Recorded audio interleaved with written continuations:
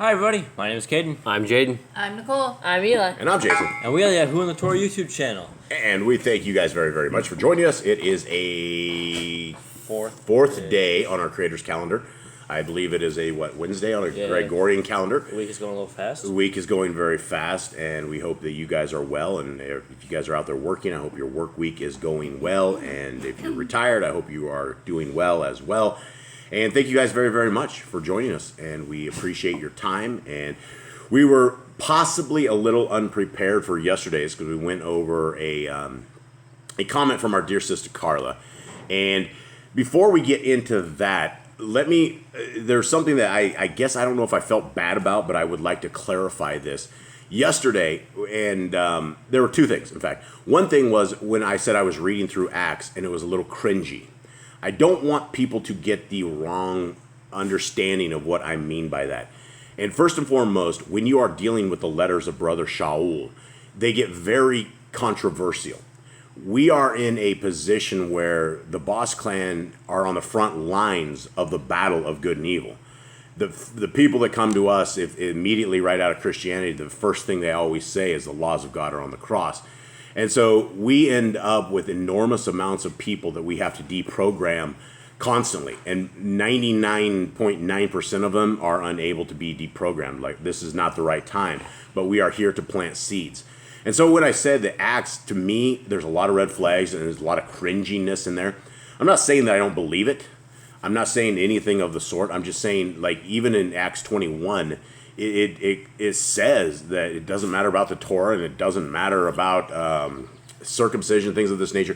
It doesn't make a tremendous amount of sense. It sounds like it goes against the Torah, which is why we absolutely have to be founded in the Torah before we go into anything outside of it, to even into the Gospels. We need to have a foundational base upon the Torah, because our Messiah, he walked the Torah perfectly. He lived the Torah. He was the Torah made flesh. That doesn't mean he was Yah. It was that he had existed before Moshe, before creation, and then he walked, he lived, and he had like some sort of a life prior to what we know now, and he knew the Torah. And that's what he became, is he became a walking example of this. And this is who our example needs to be. We all need to step in the steps of Messiah YHWH and try to better ourselves every single possible day that we are walking. But when we're talking about the books that are in the New Testament, there are a lot of questionable things that Paul writes, and there's no other authors out there in the scriptures that are questionable, right? You don't get this from Ezra, you don't get this from Moshe, you don't get it from Joshua, you don't get it from anybody. It only comes when you're dealing with Paul, the Pharisee, right? The ex-Pharisee, and he may not be even an ex-Pharisee. I don't know if he even gave that up. We don't know. But there's something that I'm not discounting the book of Acts. I'm just saying there's some red flags and some things that we need to be aware of. And that's not just that. I mean, 2 Timothy, I think, what is it, Jade? What books are kind of iffy when it comes down to the writings of Paul? Corinthians, that one has, it feels very weird because you don't understand what's going on in Corinthians, but the way he writes back to them is very strange. You have 1 Timothy where he defines what a widow is, even though that is not according to the Torah. He says help widows. Like, if you're, he just defines how a widow is. If it's a widow that's a certain age, or if already has family or something like that, he defines like you can't help the widow unless it's like completely alone, and that's not true according to the Torah. Yeah, and so when we see things like this and we hear them, and from the beginning of the book to the end of the book, it's all about keeping the laws, statutes, and commands and trying to be perfect the way our Creator wants us to be. And that doesn't mean we're not going to sin or we fall or anything of the sort. We all do every single day. It's easy to sin even before you step out of bed. An unclean thought, an evil thought, or something like that would take you out of where you need to be clean. And so when we're dealing with Brother Shaul, what people need to understand is we're a bunch of eavesdroppers. We're sitting here, we're listening in on a conversation that wasn't to us, not to our ecclesia.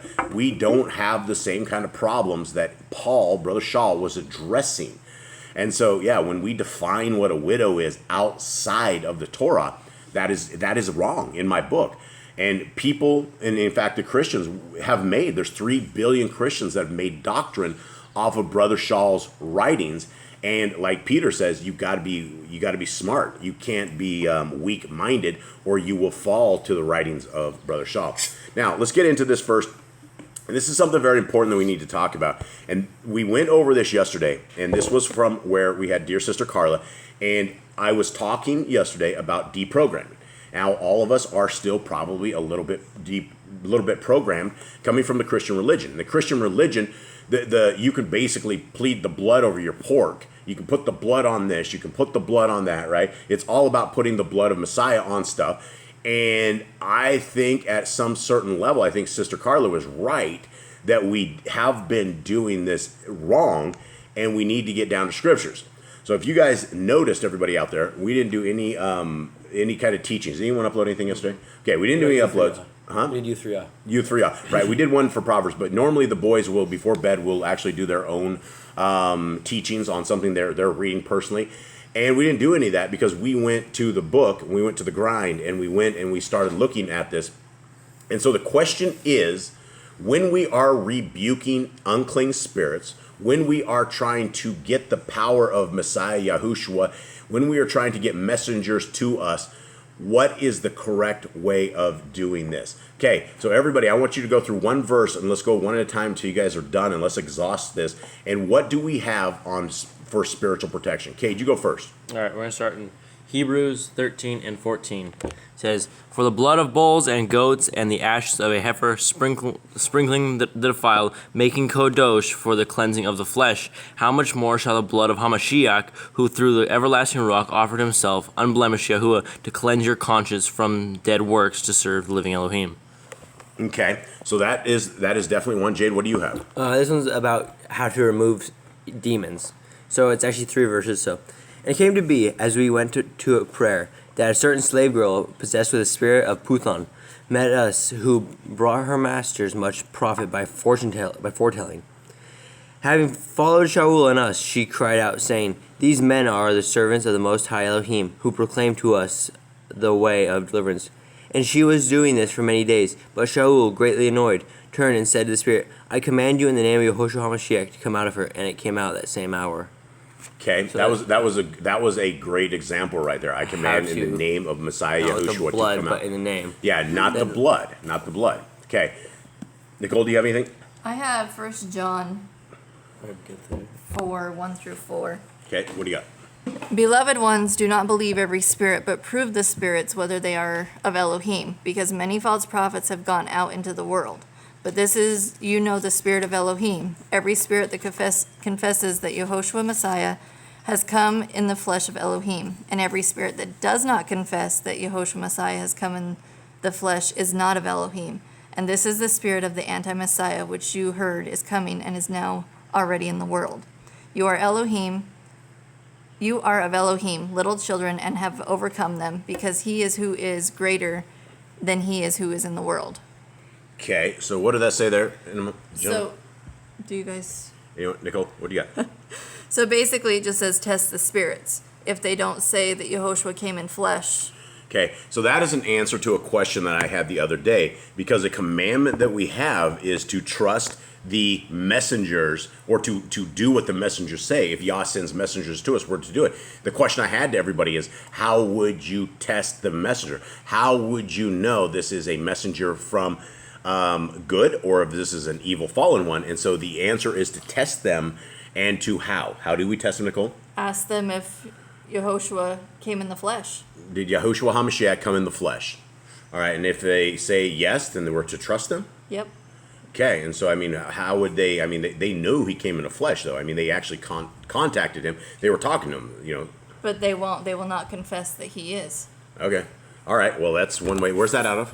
1 John. 1 John. Okay, good.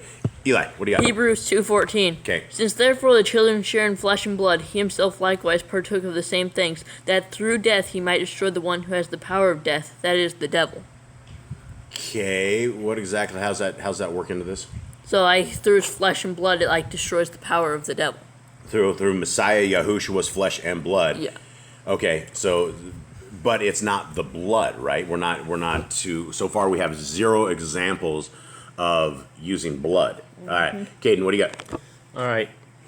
Hebrews 9:22. And according to the Torah, almost all is cleansed with the blood, and without the shedding of blood, there is no forgiveness. Okay, so again, we have no examples of anything where we use the blood, but we use the name. It's for blood was used for forgiveness. It was a sacrifice. Forgiveness. So Carlos is 100% right on this whole thing. Right, and Okay. in John 14:12 it says, "Truly, truly, I say to you, he who believes in me." Sorry, guys. Hold on, guys. All right. Sorry, folks. All right. So Okay, start over again. Truly, truly, I say to you, he who believes in me, the works that I do, he shall also do, and greater than these he shall do, because I go to my Father. And whatever you ask in my name, that I shall do, in order that the Father might be esteemed in the bend. So this is basically, he just done a whole bunch of miracles and casting out demons. He goes, you can do these as well if you believe my name. If you whatever you ask in my name, you will be able to do. Okay. Yeah. That's how you rebuke demons, is use the name of YHWH. Yeah. Beautiful. Okay, Nicole, you have something? Luke 10:19. This isn't like a normal version that we read out of, so I don't know. But it says, "Behold, I have given you authority to tread on serpents and scorpions, and over all the power of the enemy, and nothing shall hurt you." Okay. That's good. All right. So that's probably Mashiach's name. Eli, what do you have? Alright, so I don't have anything about demons either, but in him we have redemption through the blood, the forgiveness of our trespasses according to the riches of his grace. Okay. Ephesians 1:7. So that confirms a lot of exactly what Carlos was talking about. Okay. Cade, what do you got?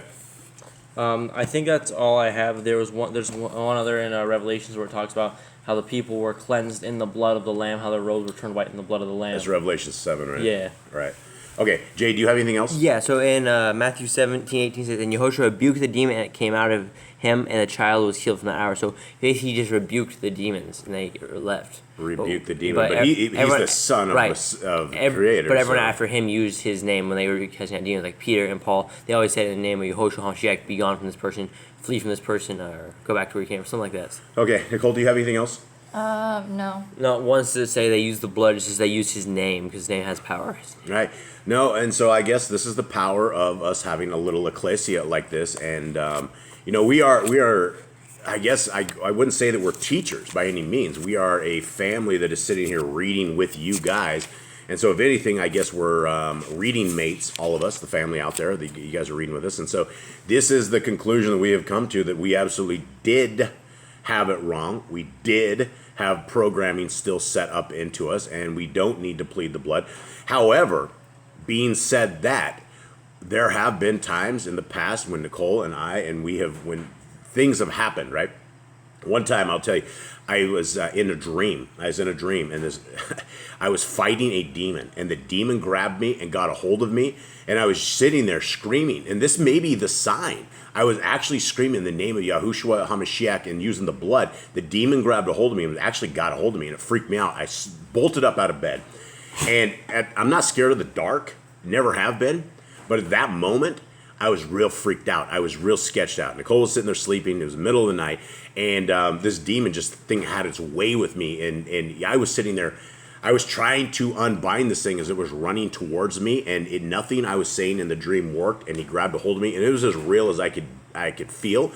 But as soon as I woke up, then I'm like, I called out and I said, "Hey, I was freaked out." I said, the name of Yahushua HaMashiach, using the blood, and nothing happened past that. I was totally spooked. I'm still spooked to this day. That was only like a couple months ago, but maybe that was the sign that I was trying to do this incorrectly in the dream, and it didn't take me. And so maybe Carla's the answer to why it didn't work in the dream. And so, but we've also had other experiences where we do plead the blood.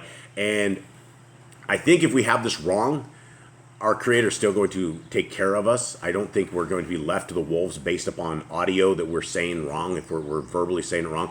Our Creator loves us. He knows what's going to happen. He knows what's going to befall us. And he wants to keep us safe and sound. But as far as wielding the name of Mashiach, it's not the blood. So let's clear that up. Is everyone good and everyone clear? Yeah. All right. Sis Carla, thank you so much for that. We really appreciate that. And let's begin, and let's get into our handy-dandy split screen. All right. Thank you, everybody. Thank you. Yes, my teacup is going everywhere here. And suffer. Here we go. So we are in Numbers 24. And let's recap, because this is the second day of a cliffhanger. And so the first day we had Bilam and Balak. And Bilam is the wizard, Balak is a king, and basically the children of Yashrael are inundated. They're all over the place. They're right outside their place. They're all over the lands, and there's so many of them. This guy does not know what to do. The only thing he can do is try to curse them. Yeah, and try to have magicians attack them. Right, and so Balak had Bilam attempt to curse, and so every time that happened, that didn't work out. Yah would tell him, nope, these people are blessed. They are not cursed. I have to curse them before you can curse them. I have to allow it. I'm not allowing it.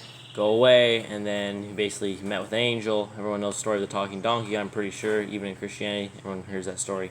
Then he goes off and he comes back to Balaam and Balak come together again. He's like, all right, build me 7 altars. They build the 7 altars. He tries it again. Yahuwah says, nope, I can't do it. And instead he actually blesses Yisrael. And he goes, I just asked you to curse them. Why are you blessing them? He goes, sorry, Yahuwah told me to say it. I have no other choice in it. He said it doesn't matter. But before he even went to this king, he told all the messengers, he's like, look, it doesn't matter if your king gives me all the silver and gold in his entire house. There's nothing that I can say against the word of Elohim that I can do it. I just can't do this. And so this evil wizard still had enough Respect, or I don't even know if it's holiness, or still had enough. I mean, he's at some level he's got to be holier than I am, because I still haven't had Yah come down and talk to me like this. He wasn't trying to stop you from cursing them either. He wasn't sitting there. Yeah, absolutely. And so, yeah, I don't know if it's just another day or another time these people are able to speak with Yah like this, but or actually have this two-way communication. Because I know Yah's out there. I know he hears, and I know he hears the prayers of the righteous. And the Bible's very clear that the prayers of the Kadeshians are very important to him.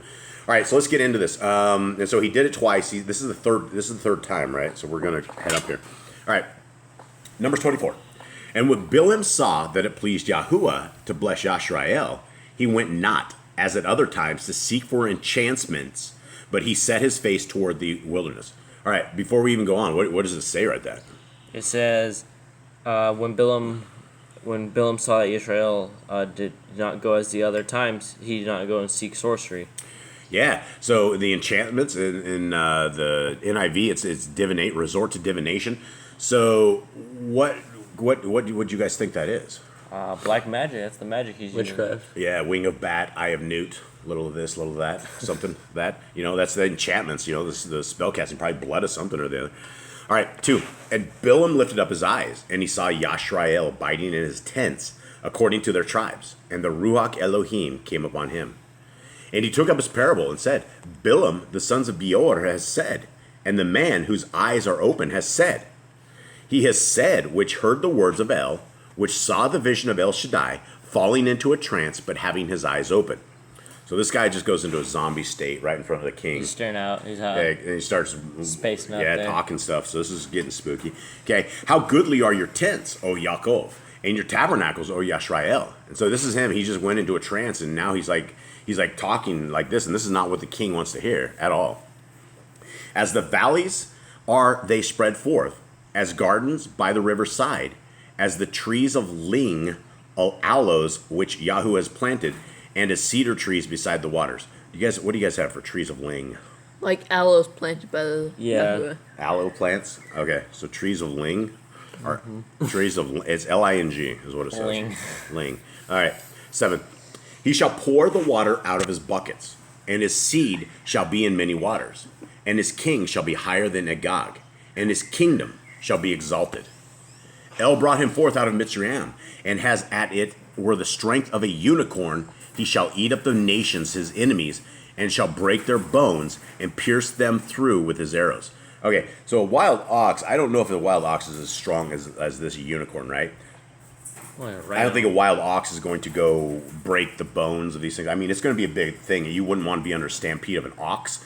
But I think a rhino, I've seen pictures of rhinos, and they will take like a little car.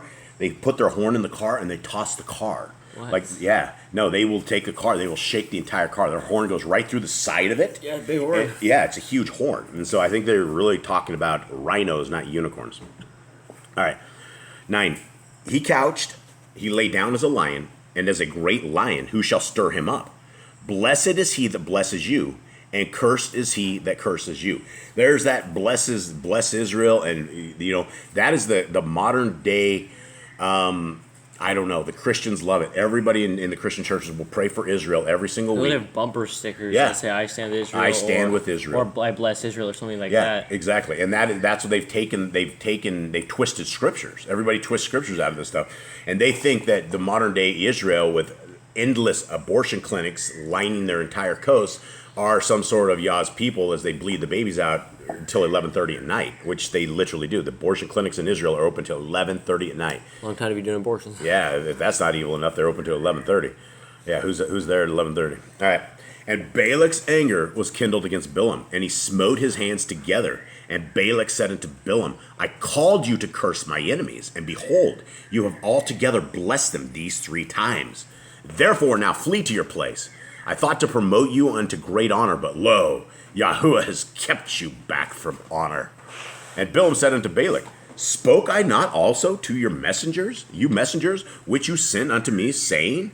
And again, this is like Yoda. Did I not also speak to your messengers, who you sent to me, saying? Yeah, spoke I not you also to your messengers? Okay, if Balak would give me his house full of silver and gold, I cannot go beyond the commandment of Yahuwah to do either good or bad of my own mind, but what Yahuwah says, that will I speak.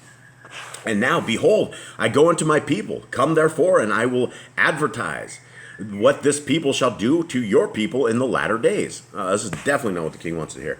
And he took up his parable and said, Bilam, the son of Beor, has said, and the man whose eyes are open has said, he has said, which heard the words of El, and knew the knowledge of El Elyon, which saw the vision of El Shaddai, falling into a trance, but having his eyes open. There he's going creep mode again. I shall see him, but not now. I shall behold him, but not nigh. There shall come a star out of Yaakov, and a scepter shall rise out of Yashrael, and shall smite the corners of Moab, and destroy all the children of Sheth. And Edom shall be a possession. Seir also shall be a possession for his enemies, and Yashrael shall do valiantly. Out of Yaakov shall come that he shall have dominion, and shall destroy him that remains of the city. And when he looked on Amalek, he took up his parable and said, Amalek was the first of the nations, but his latter end shall be that he perish forever. And he looked over at the Kininim, and took up his parable and said, Strong is your dwelling place, and you put your nest in a rock. All right, so this is the Canaanites, and this is a weird Kiniim. Who are the Canaanites? They're not the Canaanites. They're like a different group. NIV says Kenites. Yeah, Kenites. All right. Nevertheless, hold on, how do you say this? The Kanini. Nevertheless, the Kanini shall be wasted until Ashur shall carry you away captive. And he took up his parable and said, Alas, who shall live when El does this? King does not want to hear that at all. What? And ships shall come from this coast of Kittim, and shall afflict Ashur, and shall afflict Eber, and he shall perish forever. And Bilam rose up and went and returned to his place, and Balak also went his way. So he's like, oh, by the way, if you rise against Israel, you're going to die, and then just walked away. Yeah, and he prophesied. He's like, they're going to be wiped off the face of the earth and things of that nature. This king has a stomach ache at this point. And this was probably at least a 3 to 4 day thing, maybe. Yeah, I don't know. I think it's more than that, because in the next chapter talks about stuff, and it seems like that'd be a long time for that to happen. Because they had to go from place to place to place, and then set up the altars on the altars. That's a whole bunch of people going. You're talking about tents and stuff, right? You can't just take, if you have 100 guys that are make your altars, you can't just take 100 guys out there far away and not have food and all the stuff they need for days. Probably at least a week, maybe 2. Probably, yeah. This is over a course of some time. So I don't know how long exactly it was, but I believe that was that. All right. Anybody have anything? No.